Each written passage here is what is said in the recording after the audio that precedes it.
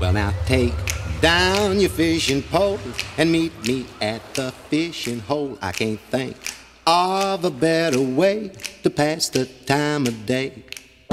Sig Hansen, keep your hands off our crab. RodMob. This is The Splash, your Northern California fishing podcast. Hey everybody, welcome back. Thanks for tuning in. I'm Scott. And I'm Sarah. We're coming to you from the RodMob Treehouse here in Slow and Peaceful, Portola Valley. It's Friday, September 28th, and this is episode 28 of The Splash, your weekly Northern California fishing podcast. In today's episode, we'll run through all the best bets for fishing this week, including the Hot Delta Striper Bite. We'll get an update from Troy over at Clear Lake Outdoors, and check in with Scott Feist about Sacramento River salmon action. There's also some great fishing events coming up, but more on that later. First, let's take a look at the latest news. Here's Sarah with the latest headlines. Well, this is probably the only news you'll get this week that has nothing to do with the election. Or the NFL replacement refs. No kidding. But last Saturday, the awards were handed out for the Homer Halibut Jackpot Derby. Dope! Homer as in Homer, Alaska. And the grand prize went to Chico angler James Peoples. James won with the 323.2-pound halibut caught on August 31st. According to HomerHalibutDerby.com, James was fishing on a private boat with two friends and his father near the green buoy known as the Green Can in 154 feet of water. Judging by the action on his line, James thought he had hooked a 4-foot halibut. He said the rod took a 3-foot dip every time the halibut shook its head. Then all of a sudden, it came up real easy like it was going to take a look at what was going on. When the halibut reached the surface, James got a much different picture of what he had hooked. He said, "We were all amazed, flipping out. I could not believe it." One of his friends tried to gaff the fish, but a flop of its head broke a brand new $50 gaff, leaving the men holding just the handle. The halibut distanced itself about 10 feet from the boat and dove for the bottom. After working the fish back to the surface, James had to use a gun to subdue it. Then there was a whole new fight as they struggled to get the fish on board. James won the Derby grand prize, $10,000 for the 323-pound barn door. Here's another big fish story this week. This one's out of Spain, where angler Joseph Madigan landed an extremely rare albino catfish. Madigan, a British angler, was vacationing in Spain and fishing the River Ebro near Barcelona when he caught an 8-foot-long, 180-pound albino catfish. The catfish was 14 pounds shy of the world record, but it's still believed to be one of the biggest ever landed in Europe. Stay on top of the latest fishing action. Subscribe to RodMob Podcasts on iTunes. It's free, and you'll always get the latest episodes. The Eureka Times-Standard this week reported on some new legislation aimed at helping North Coast crab fishermen by restricting permit transfers to boats from outside of California. The bill was authored by Assemblyman Wes Chesbro of Arcata, who says it's meant to prevent a repeat of last season, when large crab boats from out of state took unfair advantage of the devastation in Crescent City Harbor caused by the tsunami. The Times-Standard reports the main provision of the bill would set tighter limits on emergency transfers of Dungeness crab permits to boats outside of California. Another provision would allow crab fishermen to retrieve lost or abandoned crab traps at the end of the season, even if the pot is not their own. The current regulations dictate that fishermen can only pick up their own pots. Assemblyman Chesbro said, "This means less derelict fishing gear in the water to ensnare wildlife or to interfere with other fishing operations." And finally, the bill would also allow crab fishermen to sell meat from test crabs. Each year, the season doesn't start until testing shows a good crab meat-to-size ratio.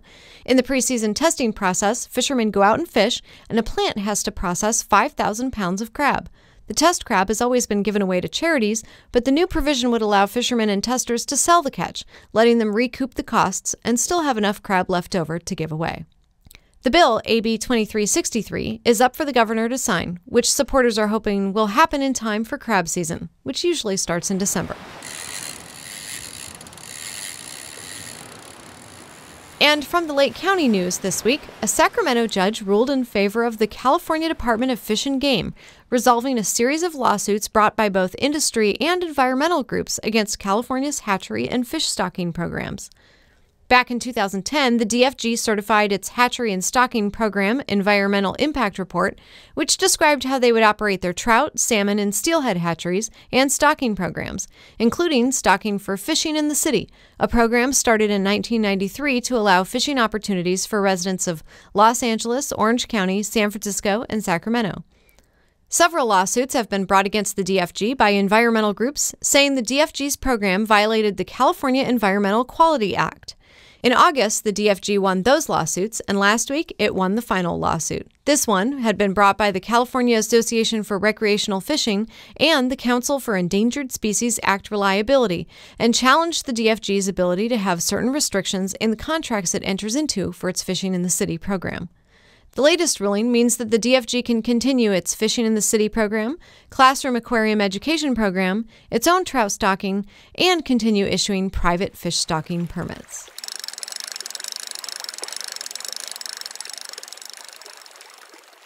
And Truckee River fish are thriving, according to early reports from biologists doing the annual fish survey there. They're seeing age diversity, a good indication that the river's fish are successfully spawning and reproducing from year to year. Lots of native minnows are also an indicator that the river is in relatively good health. The river's doing pretty well, and this is attributed in part to residual effects of the big winter of 2010-2011, which left a massive snowpack, filled Lake Tahoe, and had lots of runoff into the Truckee River. Restoration efforts have also played a big part. Millions of dollars have been spent to restore large sections of the lower stretches of the river. This year, for the first time, the fish survey included parts of the McCarran Ranch east of Sparks. Previously, this area was too degraded to even be considered. Now, Chris Cruikshanks, a Truckee River fisheries biologist for the Nevada Department of Wildlife, says this area is a fantastic habitat for fish. Overall, Cruikshanks says, it's looking really good for fish. I think the community has really sort of stepped up and taken ownership of the river. Fish have really been responding to all of this. Well, that's it for the headlines. Now for some tight lines. Here are the latest reports on the best Northern California fishing. Starting with saltwater. On the North Coast in Crescent City, the lingcod bite has been great when the weather allows. This week's rough weather kept a lot of folks off the water, but before that, it was limits of rockfish and lings. Troy Pierce sent us a message on Monday that he and 3 others nailed the albacore 28 miles due west of Eureka. Along the Fort Bragg coast, salmon were found off of 10 Mile River and Pudding Creek. Warm water and good weather resulted in some good tuna fishing out of Bodega Bay last week. On Thursday, Rick Powers on the New Sea Angler nailed 49 longfins for 13 anglers. Bodega Bay anglers are finding steady limits of rockfish, and the great ling action continues. Salmon and white sea bass chasing the squid spawn are being caught off a bird in Elephant Rock. Outside the gate, good rock fishing continues out at the islands and along the Marin coastline. You can also find them above Duxbury Buoy and off of Bolinas. On Saturday, the California Dawn had 26 limits of rockfish, 6 lings, and a couple halibut. Halibut were also found by anglers fishing out at the South Bar. Last Tuesday, the new Huck Finn out of Emeryville had limits of rockfish, fishing liebait out at the Fairlawns. The salmon bite has been hit or miss, but they're out there if you want them. Boats who headed north found them off at Tomales Point, and some found limits working the Marin coastline. This Thursday, boats found quick and early limits of salmon at Duxbury. And last weekend, conditions and fishing were great out near the Gumdrop. Boats bloodied their decks with plenty of tuna. Tuna are still filling the decks of boats willing to do the long trek out of Pillar Point. USA Fishing reported that last weekend, the albacore bite exploded. Captain Dennis Baxter on the new Captain Pete landed 51 big albies trolling near the Gumdrop inside the Farallon Islands. Dennis and others were at it again yesterday, and the report was wide open. Pete Marino posted a great picture on our Facebook page on Tuesday, his pal Scotty with a nice 40-pound albacore caught west-southwest of the Gumdrop. Rock fishing is still going strong off of Half Moon Bay. Wednesday, the Queen of Hearts brought in easy limits for 20 anglers and a couple of lings to 12 pounds. And pier anglers are still plucking some salmon from the pier in Pacifica. The bite close to the Santa Cruz Harbor continues to keep anglers busy. RodMobber Michael Nelson went out on Stagnaro charter boats on Sunday and landed some nice lingcod and snapper. Michael reported there were 13 lingcod caught total for the boat. Bayside Marine reports that the fishing for rockfish, halibut, salmon, and sea bass is going well in 50 to 110 feet of water from Capitola to 5 Mile Beach. When the wind was down, boats were finding some tuna. The scores ranged from 12 to 25 albacore a boat down towards the Davidson Seamount. There were some good scores of 25 to 40 fish for boats that went north to the gumdrop. And Chris Archuleo of Chris's Fishing in Monterey reported very good rockfish action at Point Sur on Sunday, with limits of rockfish and 15 lingcod. The Caroline went far offshore for 11 albacore and 3 opa for 12 anglers Sunday. And on Wednesday, 27 anglers on the Checkmate had half limits of rockfish and 25 lings. Today, the Star of Monterey had 3/4 limits of rock cod. Chris has announced today they're running a white sea bass trip on Sunday. Head over to facebook.com/Chris's Fishing and Whale Watching for more info. In the San Francisco Bay, boats are finding some salmon at California City and halibut on the Berkeley Flats and near Angel Island.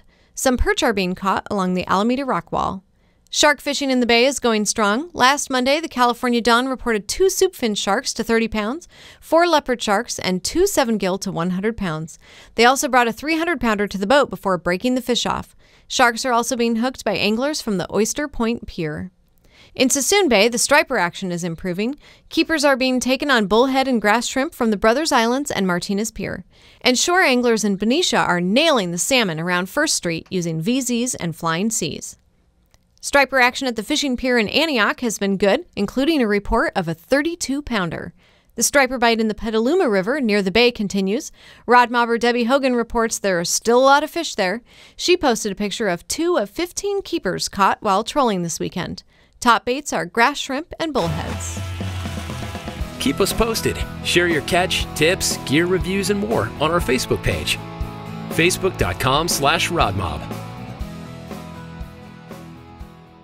On the Delta, the striper bite is going off for both troller, bait, and shore anglers, and an occasional keeper sturgeon is being reported. Easy striper limits are being reported from Middle Grounds, Chain, Sherman, and Decker Island, and also Broad Slough. Live bullhead, fresh shad, and mudsuckers are the productive bait. RodMobber Jonathan Politis reported in on Tuesday, saying pitching crankbaits was also doing the trick. There's good black bass action near Bethel Island and Frank's Track, and in Rio Vista, salmon fishing has been good from the west side of the bank up to Walnut Grove. Now let's look at the lakes. Lake Shasta is fishing great for king salmon and rainbows, reports Shasta247.com. Bass are hitting hard on topwater baits and crankbaits. Rainbows and browns are biting in the Sacramento River arm of Lake Shasta between Salt Creek and Elmore Bay, where the shad have been holding. Trollers working the main body of the lake are also nailing the trout. King salmon are holding fairly deep, 120 feet or more. Best results reported trolling with anchovy tails, rolled shad, or paddle tails.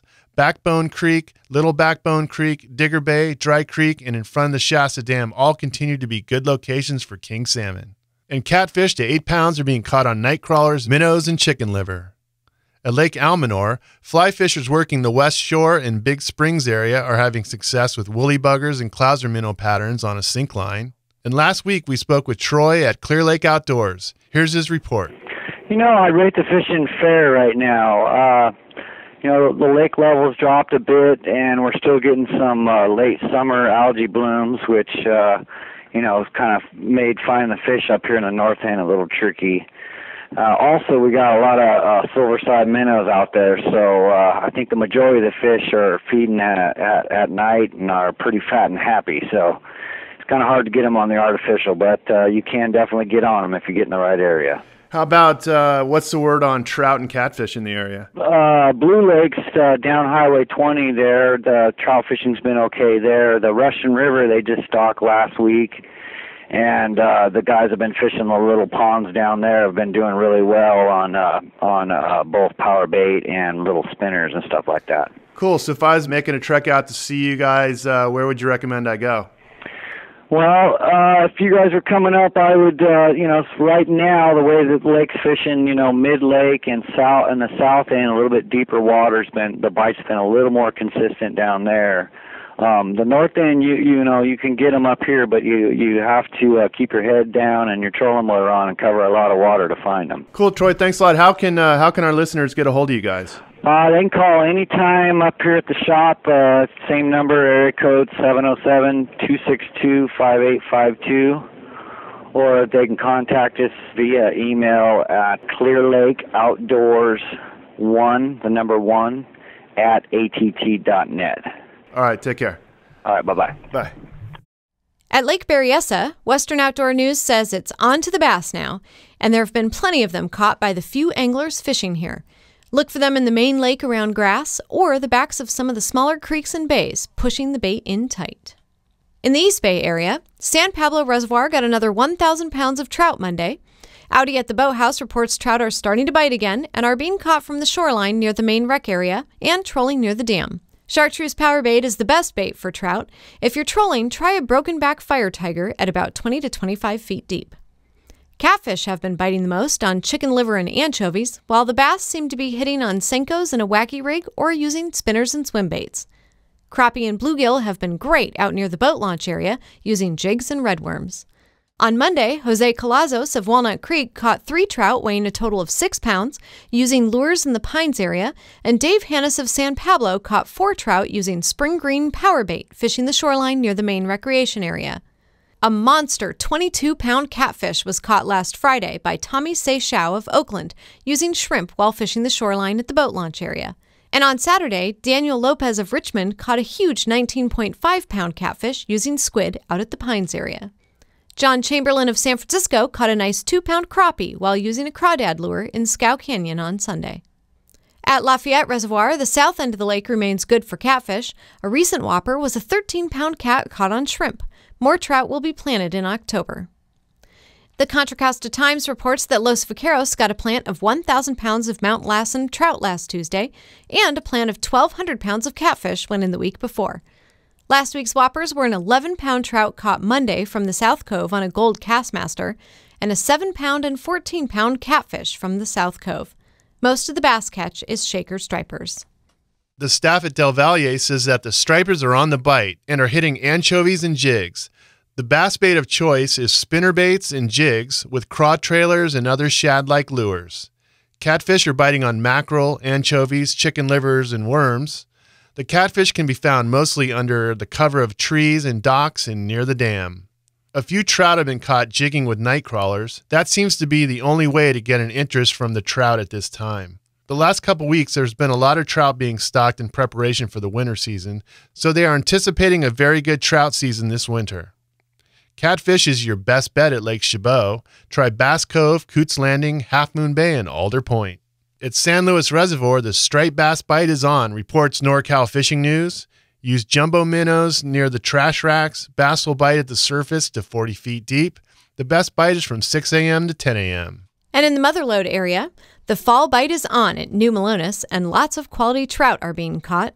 Night fishing under submersible light is bringing in limits of rainbows by the dam, spillway, and at the mouth of Carson and Coyote Creek. Fred Dorman of Lake Pardee Recreation reports kokanee, trout, catfish, and bass are all being caught at Pardee. Trollers continue to do well in the river arm around Twin Coves, Deer Island, Indian Head Rock, Columbia Gulch, and the southern end of the lake. Anglers continue to catch kokanee at 75 to 110 feet. Most, if not all, have begun to turn, and they're developing the hook jaws and red coloration. The trout are still congregating in the southern end of the lake, where the water is cooled somewhat.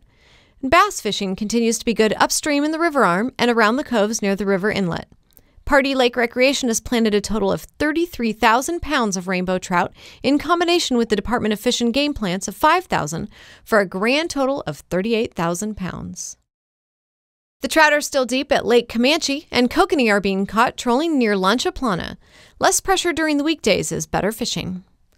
The trout bite is still on at Lake Don Pedro. We're seeing limits being reported for both trout and king salmon. Bass are chasing lures and plastics in 25 to 35 feet of water.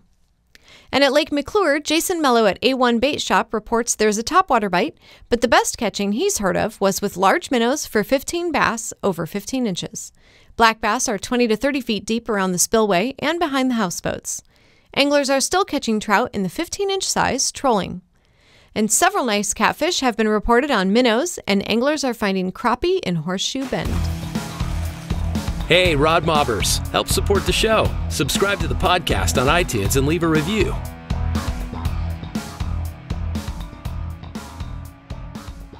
In the Sierras, Western Outdoor News has a Lake Tahoe report from Big Mac Charters and Chuck's Charter Fishing, who both report good action for Macs at the North Shore.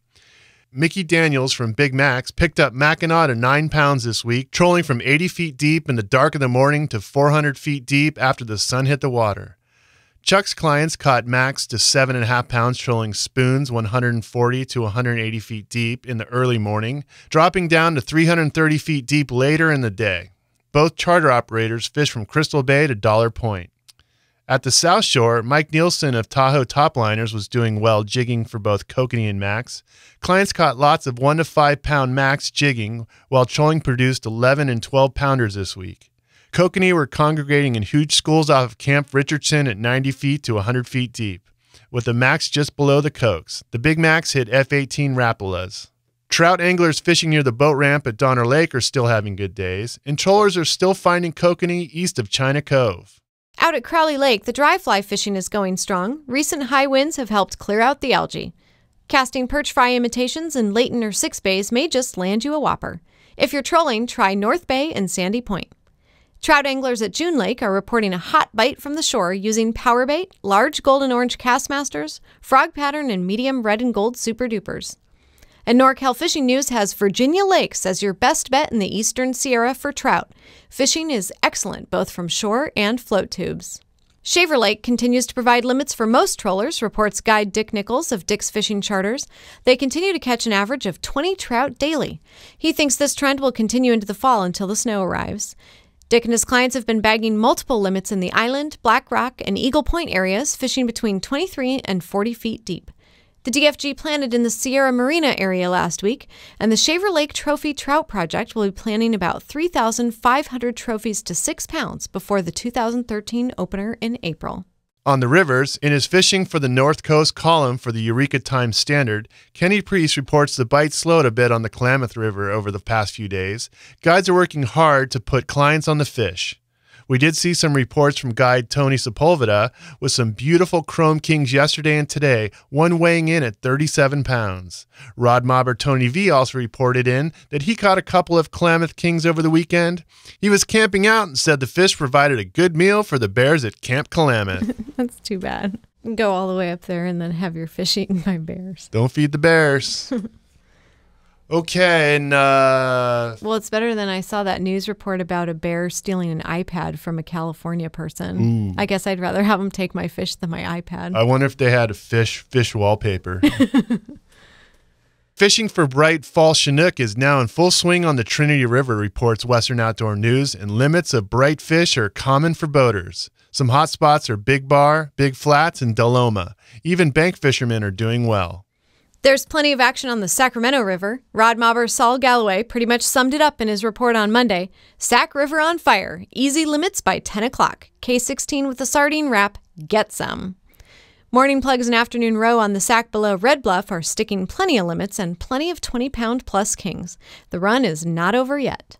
And things are picking up on the Sac near Freeport, Discovery Park, and Walnut Grove for anglers targeting salmon. The catfish and striper bite is also improving. Try the deep water channel of the river.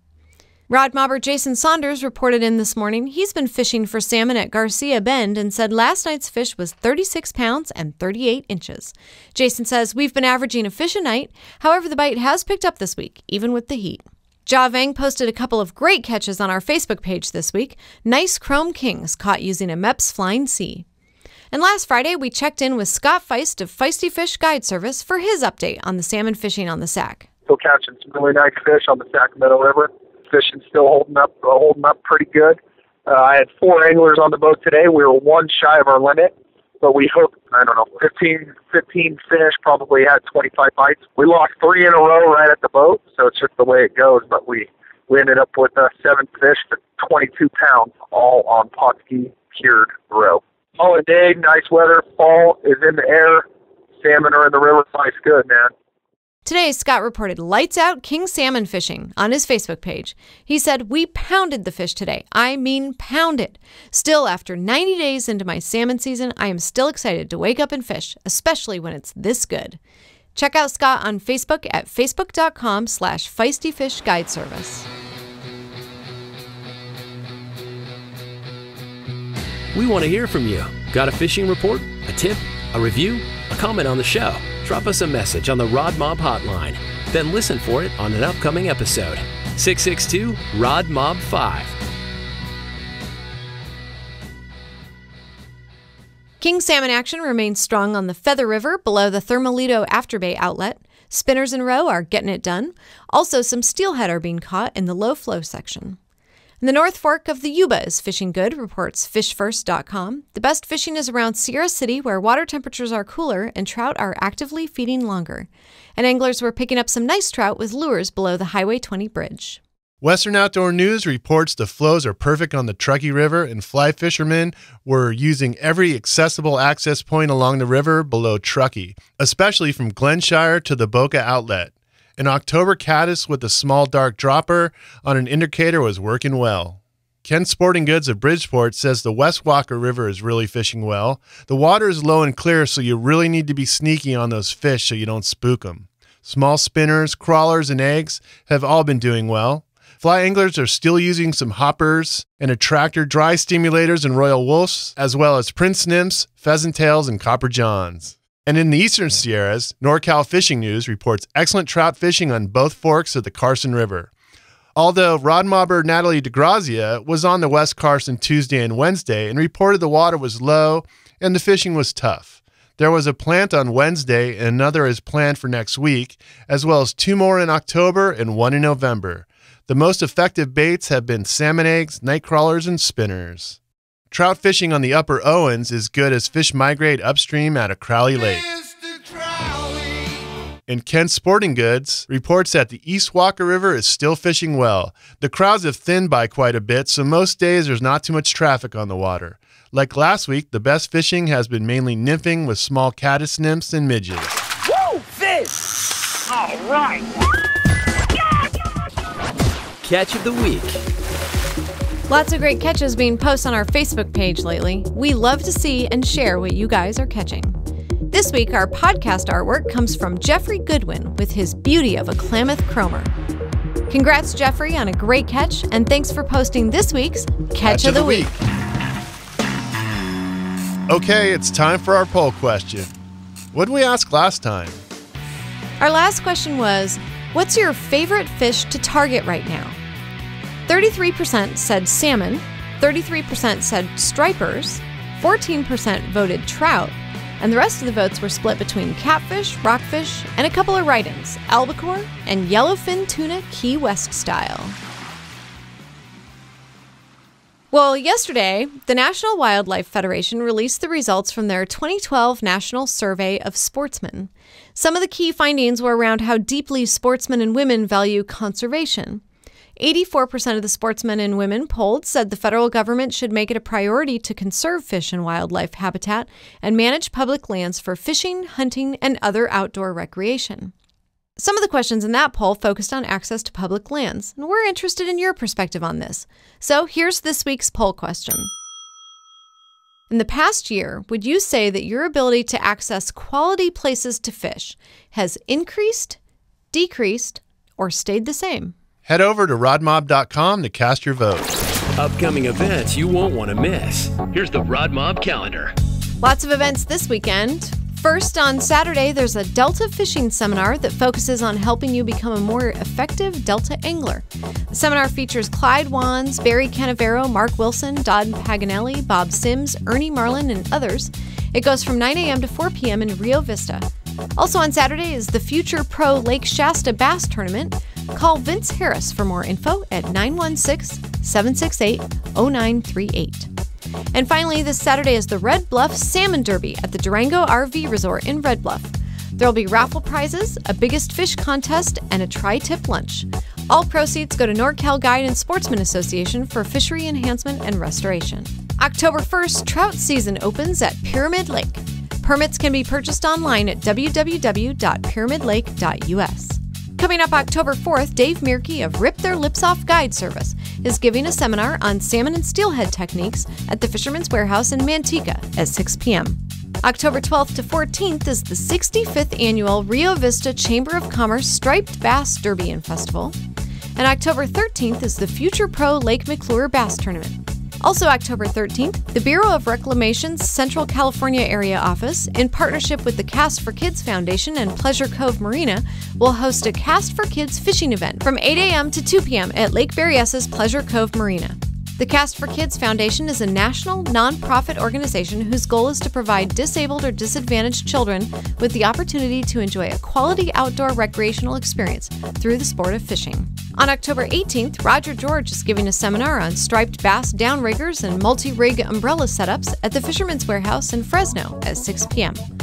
Also that night, at the Fisherman's Warehouse in Manteca, Barry Canavero of Fish Hookers Sport Fishing is giving a seminar on striped bass and sturgeon bait fishing techniques. On October 20th, it's the 22nd annual Return of the Salmon Festival, sponsored by the U.S. Fish and Wildlife Service, from 9 a.m. to 4 p.m. in Anderson. And October 25th, Ish Monroe, professional bass fisherman, is giving a seminar on crankbait techniques at the Fisherman's Warehouse in Manteca at 6 p.m. For details on these and other upcoming events, check out our events page at rodmob.com. Well, that's it for this week. Thanks for listening and for sharing your reports. You guys rock. We've been sending out a ton of RodMob decals this week. Folks are telling us they're putting them on their cars, trucks, and boats. If you want to rep the mob with a free decal, just post a fishing report to our Facebook page or call and leave a message on the RodMob hotline, 662-RodMob5. And if you're digging the show, please subscribe to us on iTunes and take a minute to leave us a review. And be sure to tell a friend about the podcast. If you've got suggestions for the show, we'd love to hear them. Is there a particular fishing report you want to hear? A topic you think we should cover? Just drop us a line at fishon@rodmob.com. Thanks, everybody. Have a great week. And until next time... Did you push off? I don't know what you're talking about. Keep us posted. RodMob.